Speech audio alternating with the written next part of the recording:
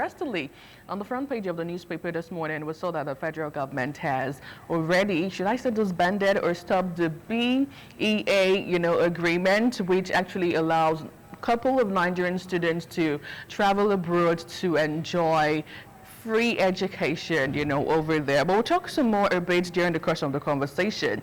Now, recently, during the course of this week, the Joint Admissions and Matriculation Board, Jamb, released the 2025 Unified Tertiary Matriculation Examination results. Now, interestingly, in this year's UTMEs, over 1.5 million out of the over 1.9 million candidates who sat for the 2025 Unified Tertiary Matriculation Examination scored below 200 and the just concluded exam. Now, this was revealed in the statistical analysis of the 2025 UTME results released by Jamb on Monday this week. Now, the statistics indicated that only 420,415 candidates scored above 200 in the 2025 edition for the UTME. And I could go on and on and on this data that we have at the moment. But of course, all of this have actually drawn several concerns and attention concerning our educational system right here in Nigeria. And of course, right here on ITV, our reporters took to the streets to have a feel of the concerns of a lot of Nigerians regarding this current situation. Take a look. Analysis of the 2025 UTME result released by Jamb. 75% of candidates scored below 200 in the exam, with less than 1% scoring above 300. The outcome of the 2025 Jamb examination result, which suggests poor performance and mass failure, has continued to elicit reactions from members of the public and stakeholders in the education sector. In Benin City, some private school proprietors, Bishop Charles Okundige, Mr. Hensi Oduware, and Greg Ohiha, blamed the poor performance on poor preparation for the examination by the candidates. Students do not do well in Jamb because of examination malpractice. Most of these are our children. They have been going through help, even right from primary school. You see primary 6 living certificate, children are being supported in the examination hall. Goes to GSS 3 and it goes to WAEC, NECO. So now when they come to an examination like Jamb, where the examination malpractice is highly reduced by virtue that you are writing with computer and you are not writing the same question, it now becomes difficult for them to adjust overnight. Many of them don't have proper plan out for them to study, and that also can affect their learning styles. The students who lack of time management during the exam, very many of them were not able to manage their time that is apportioned to each question. Lack of preparation for the student might be the result of all these things, because sometimes they set form within February, April. You see, the time frame is too small for children to prepare for this exam. In Warri, Delta State, Benedicta Chukuma said the mass failure in the UTME this year can be attributed to many factors, including 40 Educational Foundation. The blame is from the candidates, the parents, the society, and the educational establishments. The Lagos State resident Apostle Jerry Oshodi blamed both parents and government. Do we have an education system in Nigeria? Is there anything academically that is working well again? Do we have qualified teachers? Or we have an appointed teachers? Everything about Nigeria's systems have gone to the drain. Elsewhere in Kano State, a lecturer at the School of Health Technology, Kano State, Mustafa Shehu, said the standard of education in Nigeria has recorded decline. A school proprietor in Kaduna State, Matthew Owojaye, said students were unable to cheat, hence the poor UTME results this year. In the past, students, they are attending schools in order to have knowledge, but nowadays, the students are just going to schools just in order to get a meal ticket certificate. That is why they don't care about to have the basic knowledge. They are only care to be promoted from one step to another. This time, cheating was eliminated. That is why it went down so low. Then they must continue with the method. In Abuja, Uka Grace blamed the failure on the negative impact of social media. There are lots of distractions in social media. These days, you don't just find educative topics or platforms, you also find negative distractions. Even if they would give their children that access to phone, it should be limited. It is the expectation of parents that the education sector in Nigeria is revamped to improve the performance of students in UTME. From Benin, Donald Eminyen, ITV News. Interesting conversation, I must say. Joining me this morning to look into this matter critically, I have my guest joining virtually this morning, kick it off with Mr. Zion Oshobuge. He is an education consultant and founder Clever Minds Free School. Joins virtually from the United Kingdom this morning. Good morning, Mr. Zion. How are you doing today? Very well, Anu. Good morning. Good to see you. Good to see you too. Now, also, I have Comrade Sampson, the chairman of NANS and JCC, Delta State Access. Good morning, and thank you so much for being here today. Good morning to you too. Okay, let me quickly kick off with you, Mr. Zion. What really came to your mind when you heard the news regarding the Jamb result of the 2025 UTME?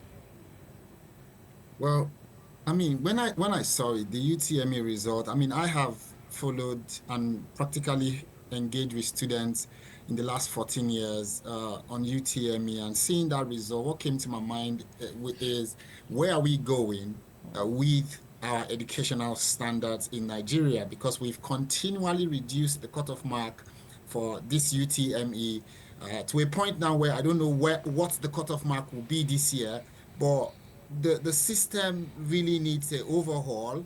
But it just really flashed my mind that we need to do something, and we need to do something fast, because we can blame the students, we can blame the system, but just even analyzing the results, over 71,000 students were absent. 71,000 didn't write the exam, they were absent. Like, we also have a duty of care, and then the standards we talk about. No secondary school in Nigeria, or most of the secondary schools in Nigeria, don't prepare students for UTME, because they don't see it as an internal exam. They see it as an external exam.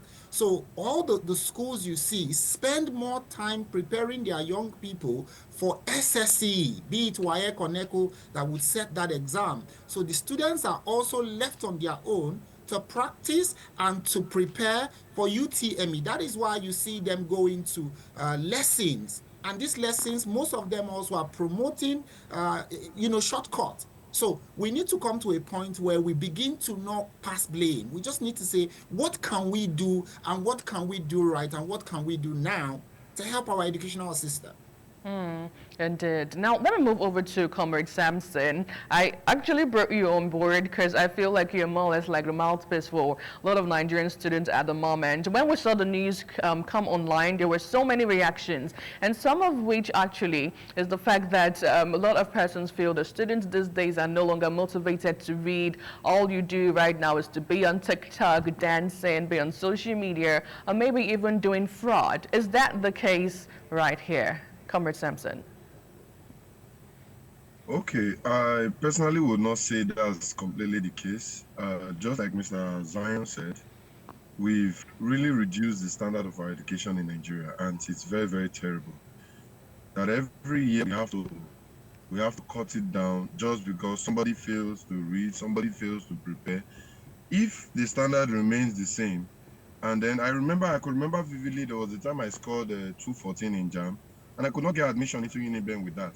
I had to go and rewrite Jamb again until I scored about 243 before I was admitted. If that system was kept in that direction, people will put in extra effort into studying. I get the fact that schools don't prepare students for exams anymore, for Jamb UTME exams.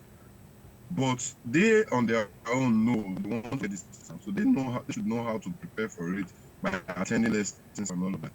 But my own take on it is, when I saw it, over 1.5 million out of million, so below 200, I was mad. We can't really see it. is the influence.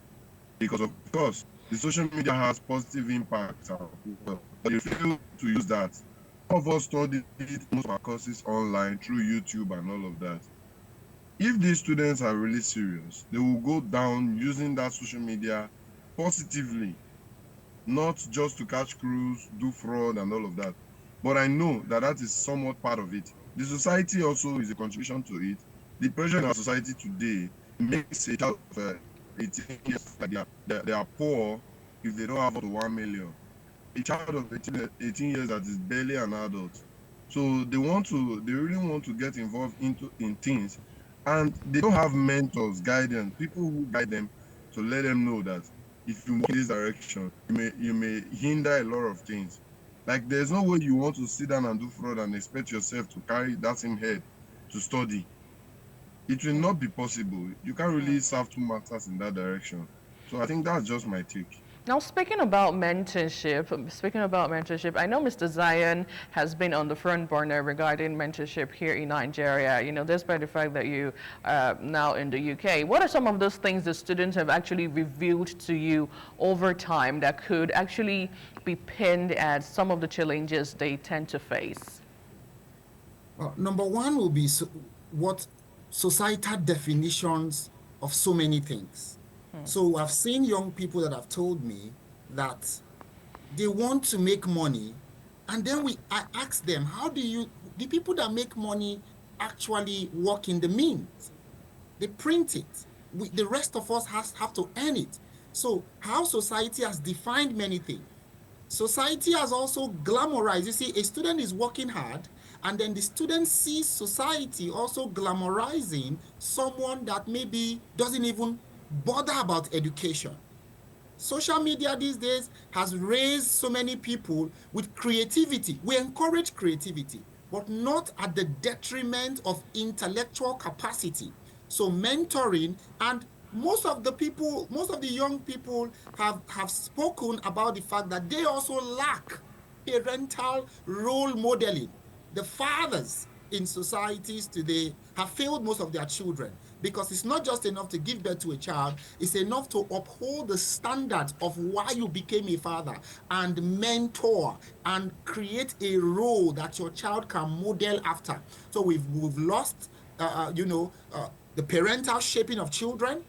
People just give birth nowadays. Number two, the young people are having problems because a society that doesn't encourage and bolster their talents and their gifts. Number three, the young people lack direction. A lot of them I mentor, I ask them, who are you? I have to do several personality tests, several career tests to help young people have purpose, because we tell young people to be themselves. But the question is, most of them don't know themselves. How can I become what I don't know? We have also said in Nigeria that when we ask a question, what do you want to become? We're supposed to differentiate it. What do you want to study? Is different from what do you want to become. We need to start raising children that will become regardless of what they studied. And then lastly, young people have told me that, Mr. Zion, can they extend the duration of the validity of this exam? I mean, look at exams like SAT. Look at exams like GCSEs and all these other international exams. The validity is 3 years. Why is UTME only for 1 year? Somebody has to rewrite and rewrite and rewrite. It has become a money-making venture. So validity of JAM and several other factors needs to be considered, because the young people need to be taken into consideration, just like Mr. Sampson has said. Right. I remember vividly, there was a time we had that conversation on the front burner here in Nigeria, where they were talking about how to extend the validity of the JAM, results, just as you did say. But as things would have it, it watered down during the course of the timing. But still on this current mass failure, of course, I don't think some students have seen their results yet, but JAM, the board just came out to talk about how fast students played or fed during the exams. Now, I'd love us to react to the Minister of Education's feel on this. I listened to him critically, and all I could deduce from what he said is the fact that we had this mass failure this year because Jamb has devised a means to checkmate and to remove examination malpractice. He was just emphatic on that and going on and on and on with the CBT Jamb tend to use during that examination. Mr. Zion, do you think that is what is playing out at this point? And I remember he also did say that come November this year, he's also looking forward to WAEC and NECO tailing towards the CBT examination in Nigeria. Would that solve the situation is the question. You can see a system where a board comes out to give an analysis of a result they've not released. You release a result and give analysis. You don't give analysis and then don't release result. What are you trying to do? You know, in most developed societies, it can be attributed to most students having mental distress and having anxiety problem, because this can cause anxiety. But Nigeria does not consider the health of the children. Now, also, let's look at the what the minister said. The minister was very particular, talking about the fact that they've developed a system that Jamb board has. I praise them for that, for developing that system, for making this work. But that is not what the minister should be concerned about. The minister did not address 71,000 people that were absent. The minister did not address out of 40,000 young people that were underage that were given a chance to write Jamb, only 467 passed. The minister did not address that. The minister did not address over 2,600 children that are still being investigated for exam malpractice related issue. Exam malpractice for the first time has dropped, yes, but the minister did not address every other thing. His concern was just that exam malpractice has dropped. It has dropped, but he is also supposed to address standards. He's also supposed to address the fact that the curriculum for Jamb is different from the curriculum for SSC. Just loads of disparity here and there in the educational system. He's not addressing loads of the underlying issues, which students are not able to even buy the UTME form. He's not addressing poverty as an issue. He's not addressing low standards as an issue. He's addressing only the fact that they stop fraud. You stop fraud in a system where people are dropping out. 71,000 people didn't come to an exam. You're not bothered. 71,000. You're talking about only fraud. So yes, I praise him for addressing one part, but that's 1 out of 10 that the man did not address.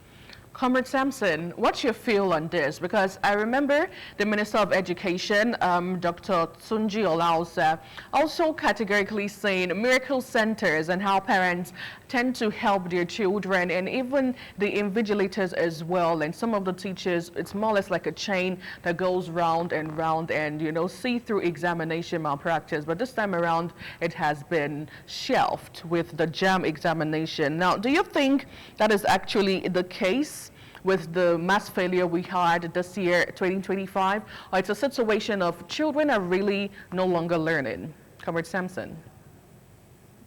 Okay, the Minister of Education coming to talk about the malpractice issue being tackled as the cause of the failure.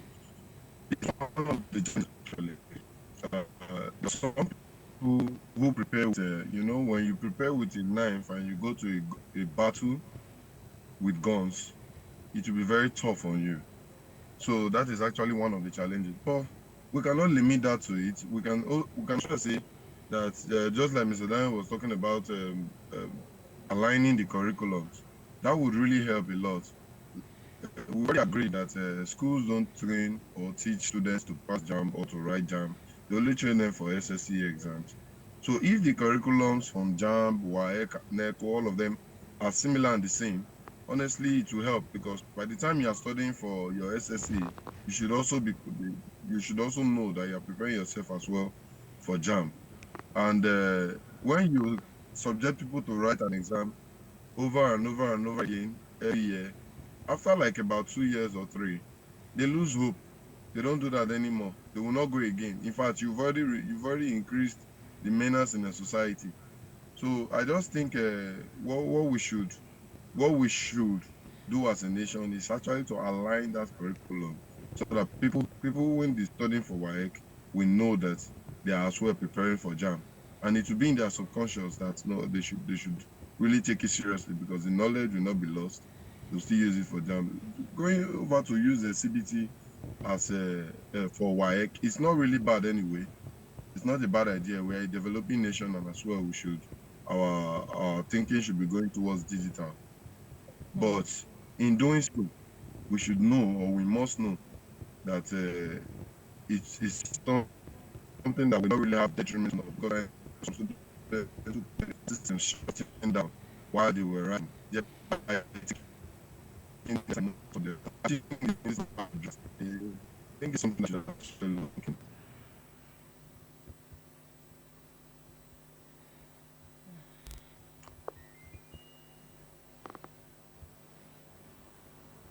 Right. Interesting submission, I must say. And at this point, I feel there are still other key issues that we need to, delve into at this point. Comrade Sampson, if you're still there, I'd love you to react to the recent revelation we had regarding the student loan here in Nigeria, the discrepancies that also did, popped out at some point with a particular body coming out to say that the loans and the monies are really not coming down to the students. And then Nelford also saying that we've released these monies, but we do not really understand what really is going on. We saw how the federal government came out to counter the revelation that was on, and this is where we are at this point. What do you think is going on with the student loan? Are the students really benefiting from all of this? Okay, from what I know, being the chairman of NANS in Delta State, I have really focused on that NEL fund issue with students. Some of them complain, and then when I did the research about them, about their case with the NEL fund, I noticed that NEL fund don't pay this loan to students, and I think I'm in support of that. I've been one of these persons while in school, sourcing school fees for students, and then when we gather school fees for a student, they use it to play bets, they do one or two other things that we most times don't want to accept. We don't want to say that to the management of the institution that our students get money and things like that. But it's real. So what they do is they send money to the institutions according to the number of projects I should have that loan for that year. And I think that I know someone close to me that has on her student portal, it has reflected that she has paid school fees from NEL fund loan, and then she was also credited, I think, about 1,000 naira for upkeep. As after paying the institution, they pay the students as well a little money for just upkeep. And I think that's what they do. And as we speak today, I think the SUG presidents are together in Abuja today. Some of the SUG presidents in Delta State left yesterday for Abuja. So they are having a meeting today with the NEL fund board concerning that. Maybe at the end of today, we'll get a complete report of their and the discussion. What I want to read them is a workshop, because most people don't know how to test them. They don't know. At some point, the portal was not even working. So we had to push for them to look into it. And I think it has really, I think since last week, students have been assessing it. We just hope to get positive reviews from the meeting today they have with SUG presidents. But I can assure you that students have been getting that loan through their management, through the institution management. NEL fund pay to the management, not to the students. Interesting. And only that there is a delay. Okay. Interestingly, on the front page of the Guardian newspaper this morning, we saw the Minister of Education, Tunji Alausa, saying that we have disbursed 54 billion naira to 303 schools, 293,000 students, says a NEL fund. But we'll see how things would eventually, turn out in all of this. Now, back to you, Mr. Zion. Let's talk about the educational system in Nigeria and how we have fared so far. And if we are to do an analysis trying to compare and construct what we have in other parts of the world and here in Nigeria, do you think there's a bit of growth at this point? A bit of growth at this point, Mr. Zion? I think individually, most students have decided to grow individually. So as a collective, like Samson was talking about, the loan system is what we have here in the United Kingdom as the credit card and the credit system. My only concern also will be post NYSC. How are these young people going to pay back that loan? But that's a matter for the SUGs and other people to deal with, or the government. But how have we fared as I'm a lecturer now in the UK, and done that for a couple of months and up to a Okay. year Okay, on the Mr. corporate. Zion, we really have to take a short break now, but when we return, we'll have your feel regarding the situation concerning the scholarship or the Nelford situation in Nigeria. Please stay with us. Now, the educational system in Nigeria is our focal point this morning. The massive Jamb failure sparks major concerns, and we're taking a critical look at it. I still have my guest joining me virtually, Zion Oshobage, education consultant and founder Clever Minds Free School right in the United Kingdom. And also I have Comrade Samson, Chairman NANS JJC, Delta State Access. Thank you so much, gentlemen, for being here still. So over to you, Mr. Zion. You were reacting to the educational system in Nigeria and how far we have gone. Yeah, so I was talking about the fact that, we have individually, loads of students do well and they are trying to grow. If you notice, most students that leave Nigeria and come abroad to school, one of the things you notice about them is the fact that they excel. They do exceptionally well in most of these schools that they come to. So you notice that it's not the students' fault per se most of the time. They don't have the enabling environment to thrive. So here, we have things, for instance, like safeguarding. Now, I shuttle both Nigeria and the UK. Nigeria does not have even a policy on safeguarding. So in some areas, one thing in Nigeria is the fact that there are consequences for failure. You notice a Nigerian student, I don't know how well they're taking it these days, but most of those years, you see that people don't want to fail. If you fail, there's like a thing about failure. So Nigeria has consequences. So everybody is striving to pass and go to school and go to the university. There's an urge to go to school. That's one thing I like about our country. Now here, there's no consequence per se for failure.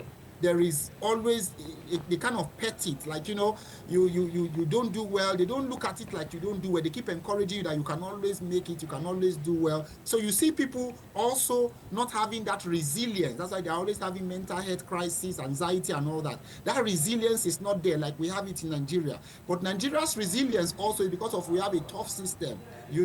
Safeguarding. Where are we not measuring up with the world? In most institutions of learning today, we have no safeguarding policies. Safeguarding policies that will protect the children from harm and abuse, protect the young people from things like sexual abuse, neglect, and online bullying and all that. There's no policy on that. There's no enforcement on that. So in some areas we have done well. In some areas we have not done well. Some children don't feel. Look at the rise of autism everywhere. So here there is a few things going well.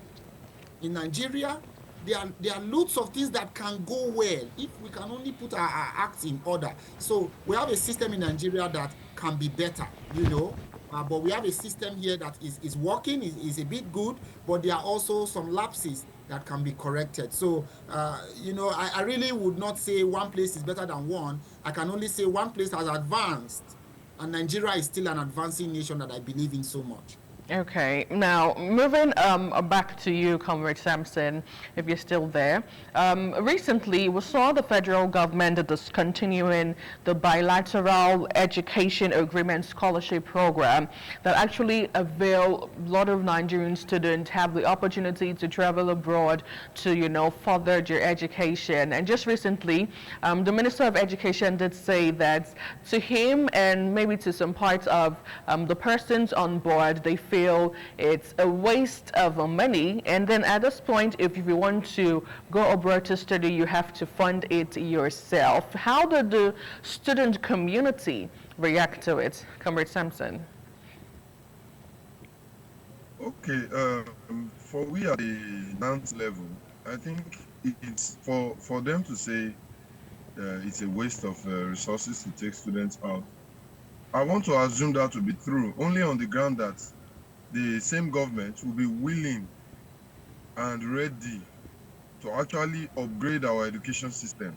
Because if you don't have what I need to excel in my career path, there's no way you can tell me that you won't spend for me to go out there to get it elsewhere.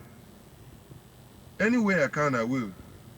If you say you want to really upgrade our medical facilities in our institutions today, I don't think there will be any need for our students to go out there to study medicine. They'll be doing it back here in Nigeria.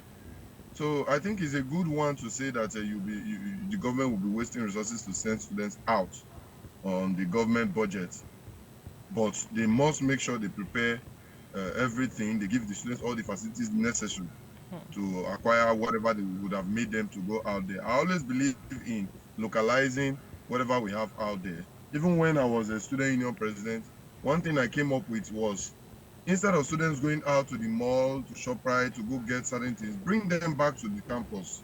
Bring those things there. Start looking for partners that could actually bring all those things back to the campus, so they don't really risk themselves going out because of transportation and all of that.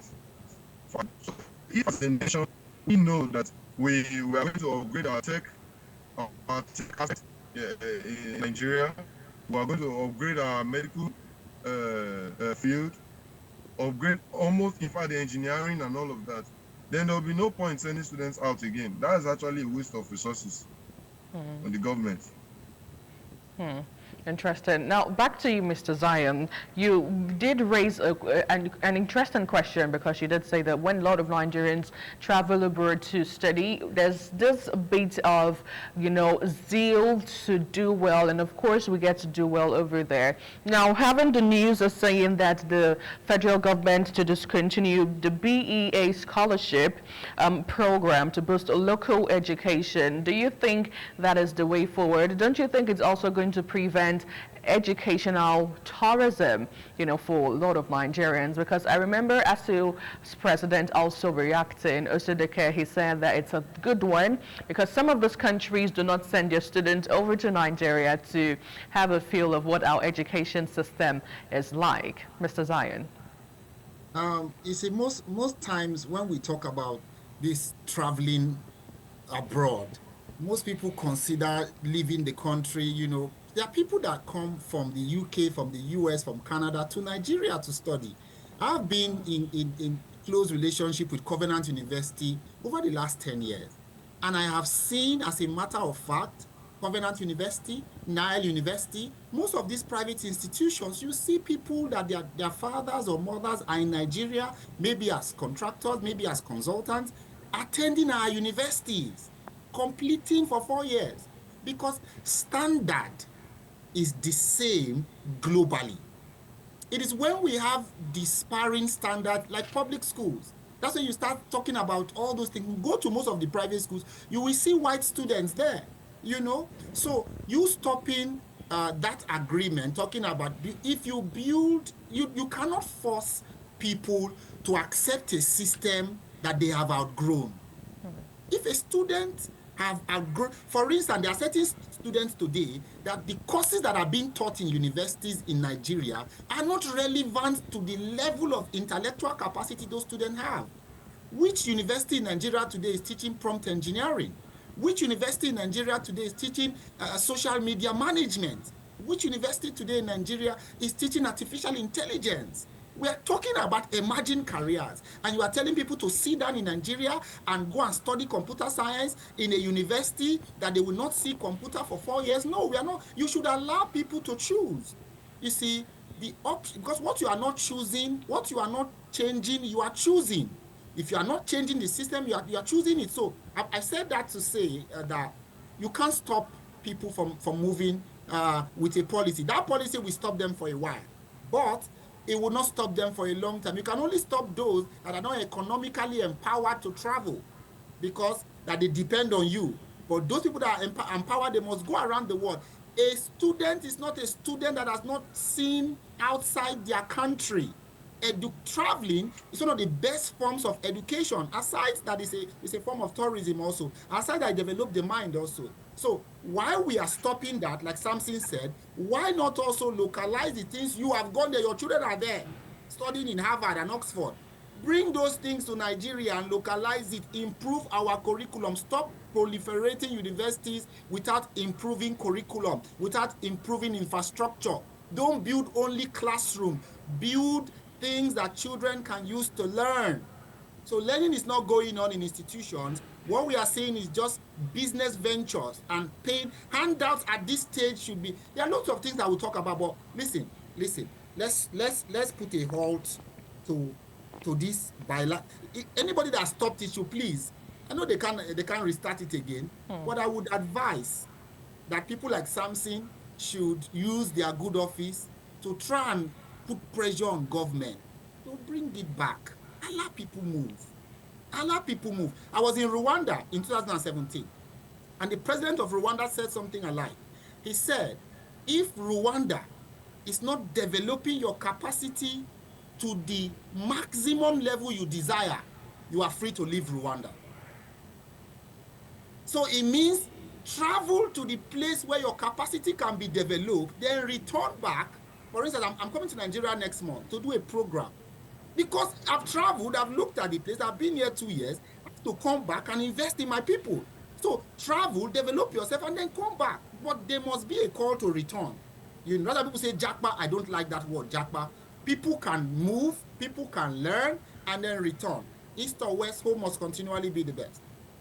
Beautiful, amazing submission, Mr. Zion, I must say. Before I move over to Comrade Sampson, the issue of the teaching method in Nigeria has been a major concern for as long as I can remember. I mean, right here in Nigeria, Comrade Sampson would definitely agree with me that what we tend to do and see some students do is la cram, la pour. So you cram everything, and then on examination day, you just pour it out.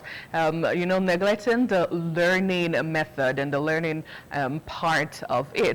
And another major thing as well is the issue of the teachers' welfare in Nigeria. How are teachers even being paid? What's their remuneration, right? So there's this popular saying that says that teachers' reward actually is in heaven, where we know that in some parts of the world they actually get to enjoy both here on earth and also in heaven as well. Mr. Zion, how does all of this thing also affect the students' performance in exams like this? No teacher, no good student, really, because the teacher plays a role. Continuous teacher development is something that we don't see. Upgrading the teacher salary. Let me tell you one of the countries that I envy. Will I use the word envy, or will I use the word that I love? Love. We visited 2 times Finland. I visited Finland twice. And in Finland, one of the models that I intend that Nigeria,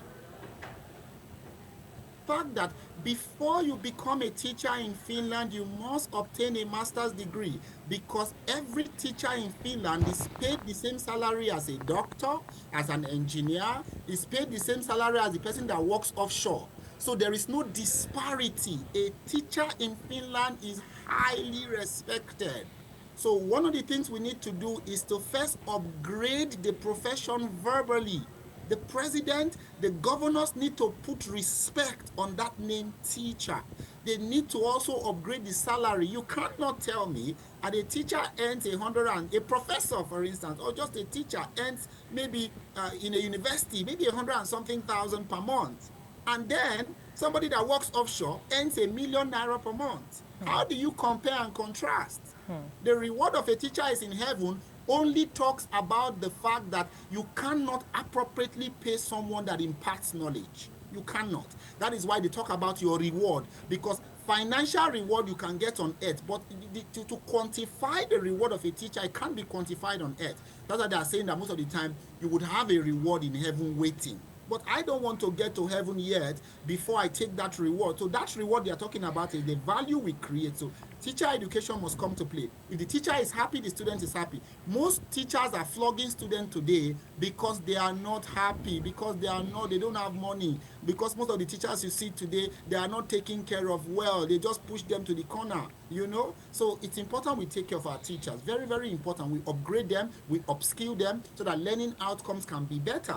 The next thing we need to look at also is the input. Most of the children you are talking about today that go to study a course in the university, most of them, they went there to study a course that was given to them because at the end of the day, they did not get their first option or their first choice. In fact, most of them did not even do a career test or a personality test to know themselves, know their strengths, and know the course they were supposed to study. So we are seeing children that are going to school to just study what they know. And because 5 courses or 6 courses has been glamorized, we have 1,000+ courses in Nigeria. But how many do we get to know about?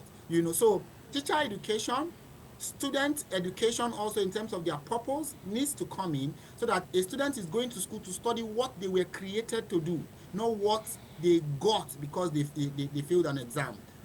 So when those things come into play, you then begin to see that education becomes better. Education is only better when you invest in the teacher and also invest in the environment to make sure that the student learns very well. Most of the public schools we see today have they